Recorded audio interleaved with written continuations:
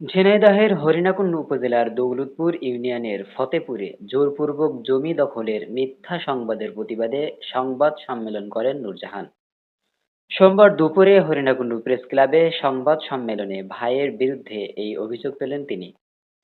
সংবাদ সম্মেলনে তিনি বলেন, আমি নূরজাহান বেগম মৃত ইসমাইল হোসেনের স্ত্রী। সলক জোর করে ক্ষমতার দাপট দেখিয়ে হরিণাকুণ্ড থানাধীন ৩১ ফতেপুর মৌজায় ২৮৬ নম্বর খতিয়ানের ৪৪৫ নম্বর দাগের ৭ শতক জমির মধ্যে ৩.৫০ শতক জমি জোর করে ভোগ দখল করে আছে। এছাড়াও দলিল, রেকর্ড, নামজারি সবই আমার নামে থাকলেও সলক জমি ছেড়ে না দিয়ে নিজের জমি বলে দাবি করেন। নূরজাহান আরো বলেন, আমার ভাই আমার একমাত্র সন্তান উজ্জ্বলের নামে মিথ্যা তথ্য উপস্থাপন করে আমাকে এবং আমার পরিবারের মান সম্মান ক্ষুণ্ণ করছে। আমি এর সঠিক বিচার চাই এবং ইহার দৃষ্টান্তমূলক শাস্তির দাবি করছি। আমার ফতেপুর বাড়ি। আমার স্বামীর নাম ইসমাইল হোসেন, আমার ছেলের নাম উজ্জ্বল। এই ভাইয়ের কাছে জমি পাবো 25 শতক জমি।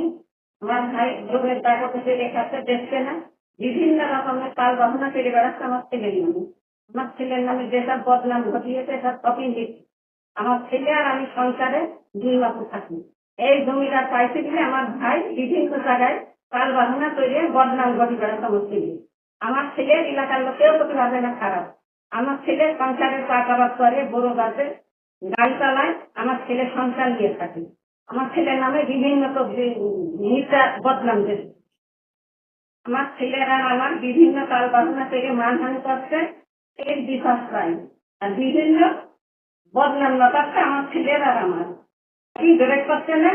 আমার ভাই যে কোনো সময় আমার ছেলের খুশিলে দিক করে, তা আমার ছেলের এই জমি সহকারে আমি নিরাপত্তা পাই।